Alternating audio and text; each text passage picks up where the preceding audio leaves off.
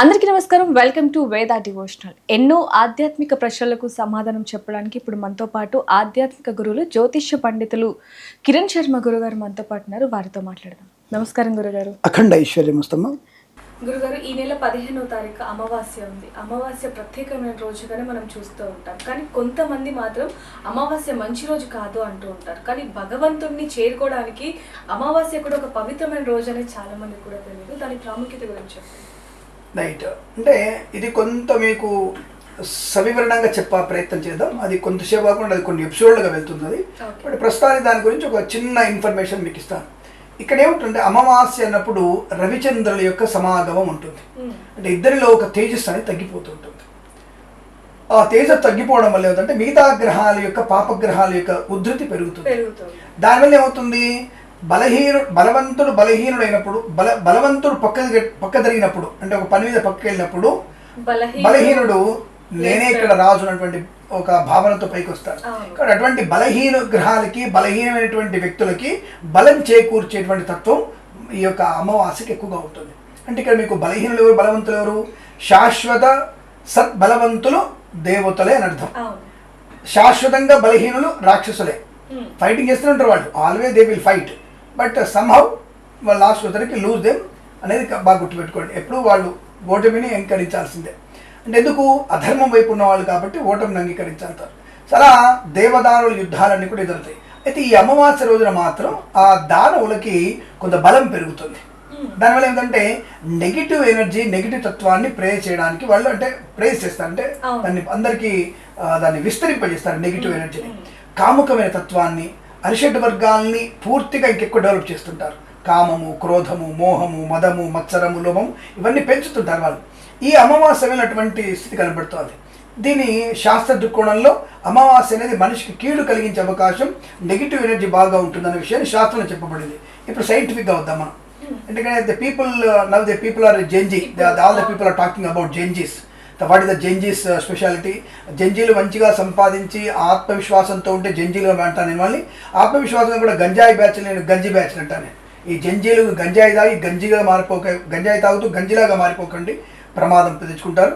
ప్రయోజనవంతులు అవుతారని కోరుకుంటూ, అలా కోరుకుంటూ ఈ జంజీల కోసం, లేదంటే ఇది యాషు, టాషు, మ్యాష్ అనేటువంటి డాష్లు అన్నట్టు ఉంటారు కదా, వాళ్ళందరి కోసం సైంటిఫిక్ విధంగా కూడా ఒకటి చెప్దాం. మనకి మనిషి శరీరంలో 70% వాటరే ఉంటుంది. సారీ, ఈ 70% వాటర్ ఉన్నప్పుడు అంటే ఎలా ఉంటుంది వాటర్? కొంత అడుగుతారు, ఏంటి నీ బాడీ నీళ్ళున్నాయా, సో గ్లాస్ వాటర్ అని చెప్పేసి గోగినేని బోబినేని కొంతమంది ఉంటారు, వాళ్ళు అడుగుతుంటారు మనల్ని. సో వీళ్ళు అడిగే అవకాశం ఉంటుంది. మరి మీ కామన్ సెన్స్ ఉందా? వాటర్ అంటే ఏమిట్రా? రక్తము కూడా నీటి సాంద్రత కలిగి ఉంటుంది, అంటే జలతత్వము కలిగినదని అర్థం.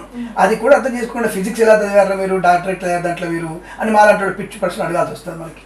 సో కాబట్టి ఇక్కడ నీటి సాంద్రత ఉన్నటువంటి బాడీ కాబట్టి 70% మనిషికి నీటి జలసాంద్రత ఉంటుంది. రెండవది సముద్రం. ఈ యొక్క గ్రహాల వల్ల, అంటే ఈ యొక్క అమావాస్య రోజున ఆటుపోట్లు ఎక్కువగా ఉంటాయి. ఇది ఫిజిక్స్ మీకు చెప్తుంది గ్యారెంటీగా. లేదా ఎవరైనా ఫిజిక్స్ మీద నమ్మకం లేకపోతే సముద్రం దగ్గరికి వెళ్ళండి. మామూలు రోజుల్లో అలల యొక్క ఎత్తు మీకు 4 మీటర్లు 5 మీటర్లు ఉంటే, మ్యాక్సిమం 3 మీటర్లు ఉంటే, అమావాస్య రోజున ఈ యొక్క అలల ఎత్తు 7 మీటర్ల పైన ఉంటుంది. అలల శబ్దము తాకిడి మీకు నార్మల్గా వచ్చేటువంటి దానికన్నా 3 రెట్లు ఎక్కువ శబ్దం వస్తుంది. ఇది మీరు ఎప్పుడు కనిపెట్టాలి?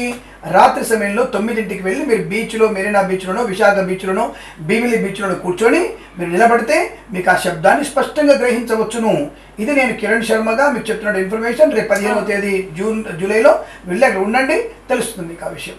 అంటే ఆటుపోట్లు అనేది అమావాస్యలో ఎక్కువగా ఉధృతి కలిగి ఉంటాయి.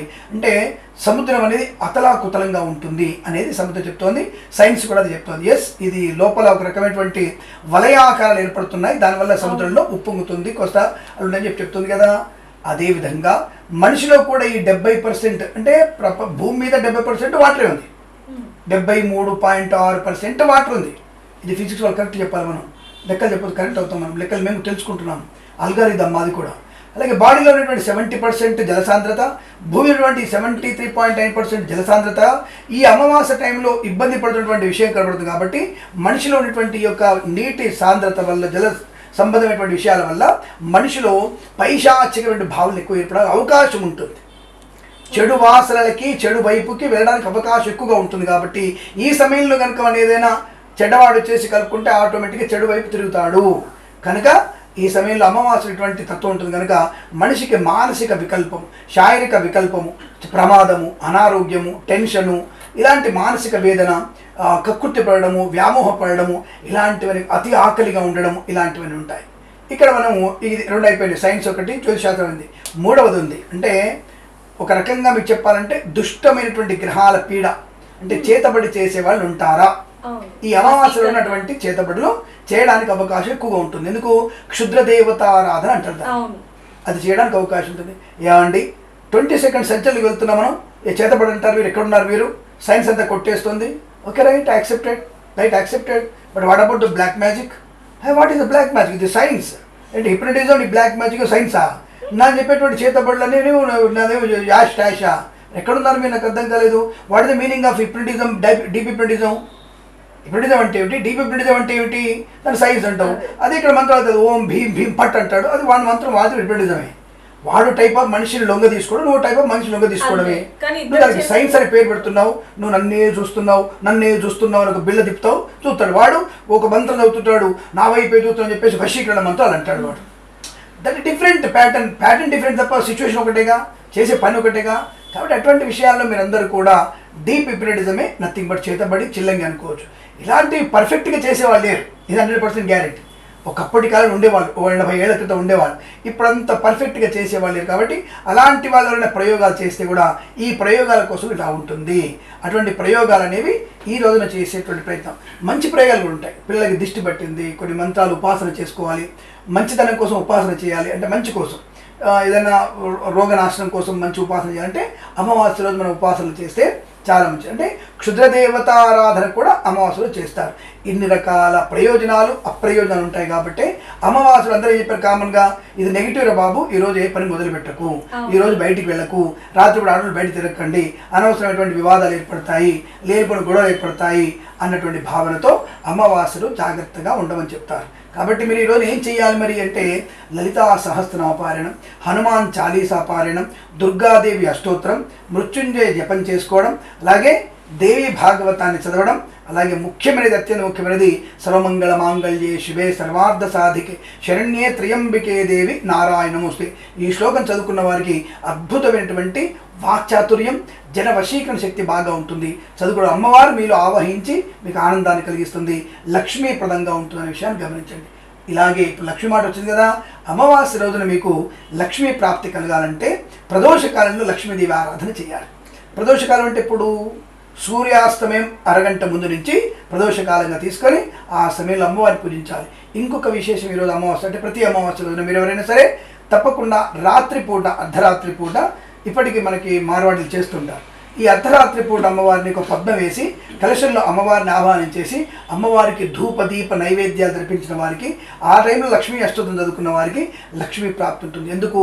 అమ్మవారి ఆవిర్భావం అమావాస్యలో జరిగింది కాబట్టి ప్రతి అమావాస్య చేసుకుంటే మనకి నెగిటివ్ ఉన్నటువంటి క్షుద్ర ప్రయోగాల నుంచి బయటపడదాం, అనుకూలంగా అమ్మవారి అనుగ్రహాన్ని పొందుకొని మీ ఇంట్లో అష్టలక్ష్మి ప్రాప్తి ఉండడానికి అవకాశం కూడా ఉంటుంది. కాబట్టి అమావాస్య ఇలా కూడా ఉపయోగించుకోవచ్చు. గురుగారు, ముఖ్యంగా అమావాస్య రోజు కొంతమంది దీపాలు పెడుతూ ఉంటారు, గుమ్మడికాయ దీపం, ఉప్పు దీపం ఇలాంటివి పెడుతూ ఉంటారు. అసలు వాటికి గల కారణాలు ఏంటండి? ఉప్పు దీపం అనేది ఉంది, అంటే నెగిటివ్ ఎనర్జీ, పిల్లలకి వచ్చే నెగిటివ్ ఎనర్జీ నుంచి పోవడానికి ఉప్పు దీపం అనేది, అంటే కొబ్బరి టెంకలు అంటారు, కొబ్బరి చిప్పులో ఉప్పు పోసి దాని నూనె పోసి నెయ్యి పోసి దీపం పెట్టడం అనేది ఉంది. నేను కూడా చెప్తుంటాను అలా. అంటే పిల్లల్లో కానీ ఇంటికి ఏదైనా నెగిటివ్ ఎనర్జీ ఏ పని చేసినా కాకపోతే నేను టెంకలో నెయ్యి వేసి దాన్ని ఒత్తి పెట్టి ఎండిన తర్వాత దీపం వెలిగించాలి. అప్పుడు గట్టిగా బిగుసుకొని అన్ని దీపం వెలుగుతుంటుంది. అది గుమ్మానికి 2 వైపులా పెట్టవచ్చు, చిన్న టెంకలలో పెట్టు, ఇంత టెంకలు అక్కర్లేదు. గుమ్మడి దీపాలు అనేవి ఈ మధ్య కాలంలో చేసినటువంటి వెటకారపు చేష్టలు అవన్నీ కూడా. అమావాస్య రోజున గుమ్మడి దీపాలు పెట్టండి మధ్యని ఏ శాస్త్రంలో చెప్పబడలేదు, ఏ శాస్త్రంలో గుమ్మడి దీపాలు లేదు.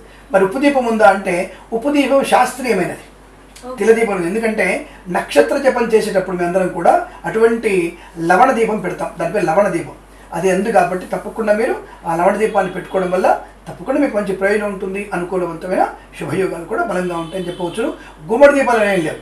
ఈ నిమ్మకాయ దీపాలు అంటే రాహుకాలంలో నిమ్మకాయ దీపాలు కూడా అటువంటివి ఏమీ లేవు. సరే, ఎవరో ఒక దీపం లేకపోయేసరికి ఎవడో ఒక ఆవిడ నేను పిండేసి ఒత్తి పెట్టి వేసరికి అందరూ అదే కరెక్ట్ ఏమనుకుని అది వెలిగించారు. అది కాస్త అయిపోయింది తప్ప శాస్త్రంలో అటువంటి నిమ్మకాయ డిప్పల్ని ఉల్టా చేసి రసమంతా పారబోసి చేయమని ఎక్కడ చెప్పలేదు. కాబట్టి హనుమాన్ దీపాలు మామూలు దీపం, రాహుకాల సమయంలో కూడా దీపం వెలిగించమన్నారు. నిమ్మకాయల మీద దీపం వెలిగితాం చెప్పలేదు. కాబట్టి కేవలం లవణ దీపం మాత్రం ఉంది. తిల దీపము, తిల తైల దీపం అనేది ఉంది. వాటిని వెలిగించుకోవడం వల్ల ప్రయోజనం ఉంటుంది. ప్రదోష కాలంలో వెలిగించడం చాలా మంచిదే, విశేషం. ఈ లవణ దీపం అనేది నెగిటివ్ ఎనర్జీ పోవడానికి పనికి వస్తుంది, పెట్టవచ్చు. గురుగారు, కొన్ని రాష్ట్రాలలో అమావాస్య రోజు మీరు ఇందాక అన్నట్టుగా అమ్మవారిని పూజించి ప్రసాదాన్ని అందరికి పంచుతూ ఉంటారు. అయితే ఇక్కడ ఆ కల్చర్ వచ్చినప్పటికీ అమావాస్య రోజు ఏమైనా ఇస్తే తినకూడదు అనే ఒక భ్రమ అనుకోవచ్చు. అది భ్రమానాలా లేకపోతే వాస్తవం? అంటే ఒకటి వాళ్ళు ఏమనుకుంటారు అంటే ఏదో అవతల అమావాస్యలో పూజ చేసి మమ్మల్ని వశీకరించుకోవడానికి ఇచ్చాను అనుకుంటారు. అలాంటివి అని ఉండవు. అమావాస్యలో లక్ష్మీ పూజ చేసినటువంటి ప్రసాదాన్ని శుభ్రంగా తినవచ్చును, దానికి ఎటువంటి దోషం ఏం లేదు. సరే, అపనమ్మకంతో తినడం వల్లే ఇబ్బంది పడడం కన్నా సరే నమస్కారం వదిలేయడం మంచిది. ఎందుకంటే అపనమ్మకం తినప్పుడు అది ఒక మానసిక వేదన, కొద్ది కడుపు నొప్పి వచ్చినా అది ఇంకెక్కువ భ్రమలోకి వెళ్ళిపోయి నాకు ఇది అయిపోతుందని చెప్పేసి ఇంకోది యాక్టింగ్ చేసి ఇంకోది నిజం జోడించి ఇవన్నీ అవుతాయి. కాబట్టి అలాంటి తినడం ఇబ్బంది అవుతుంది అనుకున్నవాడు నమస్కారం చేసుకుంటే సరిపోతుంది. తినకపోవడం ఉత్తమం, ఎందుకంటే మానసిక వేదన ఎక్కువ అవుతుంది. కాబట్టి నమ్మకంతో తింటే మంచిది, ప్రమాదం. బట్ ఆ ప్రసాదం తినడం వల్ల మంచిదే, లక్ష్మీప్రదమే, దానికి ఎటువంటి దోషం లేదు. గురుగారు, అమావాస్య గురించి ఎన్నో విషయాలు మాతో పంచుకున్నారు. ధన్యవాదాలు. శుభమస్తు, అఖండ ఐశ్వర్యమస్తు. నమస్కారం.